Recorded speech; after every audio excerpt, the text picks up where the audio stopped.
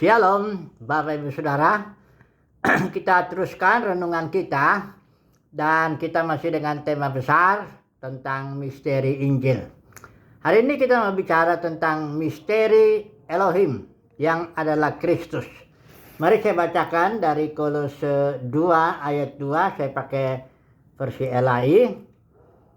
Supaya hati mereka terhibur dan mereka bersatu dalam kasih, sehingga mereka memperoleh segala kekayaan dan keyakinan pengertian, dan perhatikan ini, mengenal rahasia atau misteri Allah, yaitu Kristus. Kita sudah bahas kemarin, misteri Kristus itu adalah gereja, tapi misteri Elohim adalah Kristus, ya. Nah, surat Efesus bicara tentang misteri Kristus yang adalah gereja. Sementara kitab Kolose berbicara misteri Elohim yang adalah Kristus. Nah, kita harus tahu dulu, Kristus, istilah Kristus yang dipakai Paulus ini, apa dia maknanya? Karena istilah Kristus itu di Perjanjian Baru ada 500 kali lebih muncul, dan itu memang artinya yang diurapi, ya, Mesaya atau Kristus, ya. Tapi Paulus menggunakannya berbeda maknanya, ya. Ada makna yang lain yang ditambahkan di situ. Nah, mari kita melihat makna yang dimaksud Paulus dengan Kristus itu, ya. Coba kita lihat. Yang pertama, Kristus adalah joy kita atau hidup kita atau hayat kita. Saya baca dari Kolose 3 ayat 4, ya, saya bacakan ini. Kolose 3 ayat 4. Apabila Kristus yang adalah hidup kita, istilah Yunani sini joy, ya. Apabila Kristus yang adalah hidup kita menyatakan diri kelak, kamu pun akan menyatakan diri bersama dengan Dia dalam kemuliaan. Joy di sini adalah yang dijanjikan Yesus itu. Aku datang supaya mereka memiliki hidup joy, suatu jenis hidup yang dimiliki oleh Elohim, ya, yang dijalani oleh Elohim sekarang. Yesus juga adalah hidup, ya, I am the life.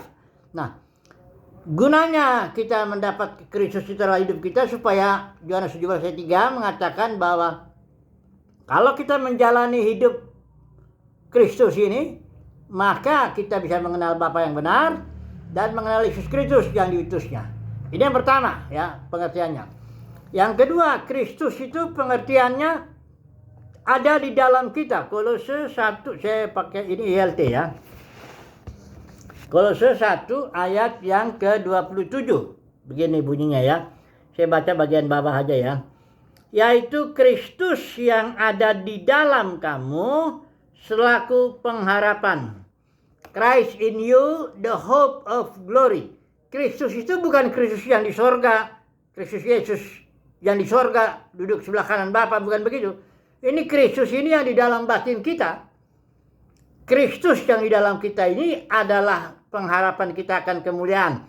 Tadi kita sudah baca di Kolose 3 ayat 4 bahwa kalau Kristus menyatakan diri, kalau Kristus yang ada di hidup kita menyatakan diri kelak pada kedatangan yang kedua kali, biasa disebut begitu, maka kita juga akan menyatakan diri dalam kemuliaan. Bersama dengan Kristus mendapat tubuh kemuliaan. Tapi sekarang ini Kristus di dalam kita ini yang adalah pengharapan kemuliaan, masih pengharapan. Dan kemuliaan kita, kemuliaan batiniah, ya. Bukan kemuliaan orang Kristen, kemuliaannya bukan tampilan lahiriahnya, ya. Banyak pengikut, gedung besar, atau itu beda penyimpangan. Kemuliaan orang Kristen itu di dalam batin, yang nanti pada waktu kedatangan Kristus yang kedua kali biasa disebut, kita akan ditampilkan, termanifestasilah kemuliaan batiniah kita ini, ya. Itu yang kedua. Yang ketiga, Kristus itu adalah roh, ya. Mari saya bacakan dulu Roma pasal 8 ayat 9, ya. Roma pasal 8 ayat 9. Saya bacakan begini. Tetapi kamu tidak hidup dalam daging, melainkan dalam roh, jika memang roh Allah diam di dalam kamu. Tetapi jika orang tidak memiliki roh Kristus, dia bukan milik Kristus. Jadi Kristus itu adalah roh. Roh Kristus, ya. Kemudian yang keempat, Kristus itu adalah korporat, ya. Ada Kristus Yesus yang ada kepala, ada juga Kristus tubuh yang adalah gereja, Ya. Kemudian satu lagi, Kristus adalah kerajaan. Efesus 5 ayat 5. Coba saya baca dulu ini. Efesus 5 ayat 5. Ini saya pakai YLT. Demikian ya. Sebab kamulah yang mengetahui hal ini, bahwa setiap orang cabul atau orang yang cemar atau orang serakah yang menjadi penyembah berhala, dia tidak mempunyai warisan dalam kerajaan Kristus. Jadi Kristus itu adalah kerajaan, ya. Dan dalam Lukas 17 itu dikatakan sesungguhnya kerajaan Elohim ada di antara kamu. Itu terjemahan di antara itu istilah Yunannya entos, ya. Itu sebenarnya diterjemahkan di dalam. Jadi Yesus sedang bicara sama orang Farisi, dia bilangin sesungguhnya kerajaan Elohim itu ada di dalam kamu, ya. Nah, jadi the kingdom of God is within you. Kerajaan Kristus itu bukan yang kerajaan yang surga yang nundau di sana, bukan.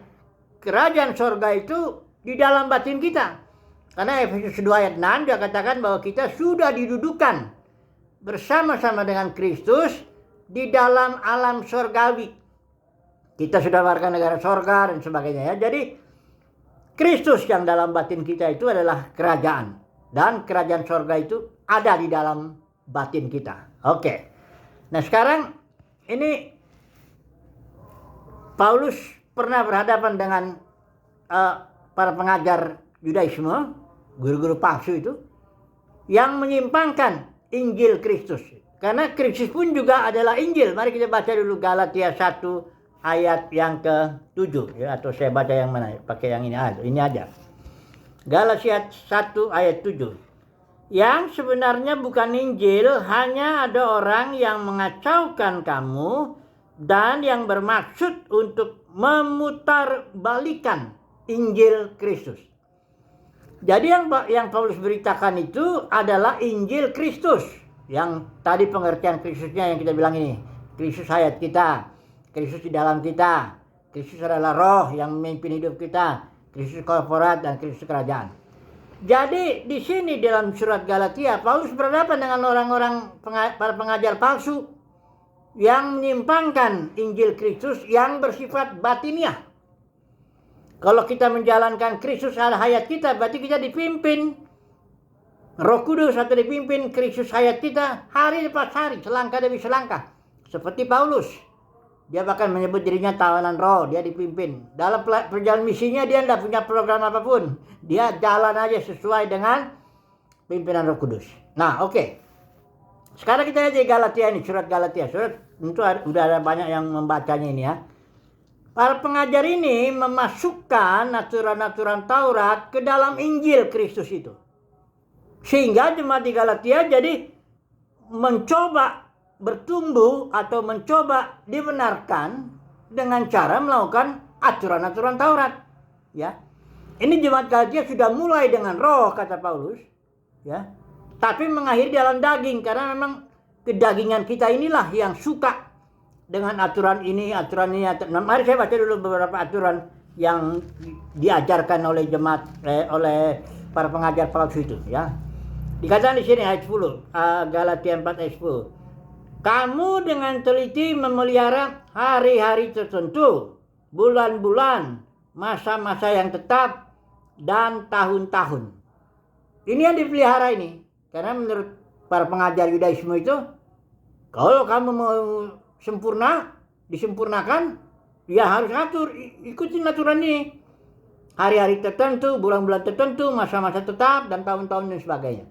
Bukan itu aja. Ada juga aturan sunat. Ya, coba dulu saya baca Galatia 5. Supaya kita sungguh-sungguh, nah ini Paulus mengajarkan supaya kalau mau merdeka, Kristus telah memerdekakan kita. Karena itu, berdirilah teguh dan jangan mau lagi dikenakan kuk perhambaan.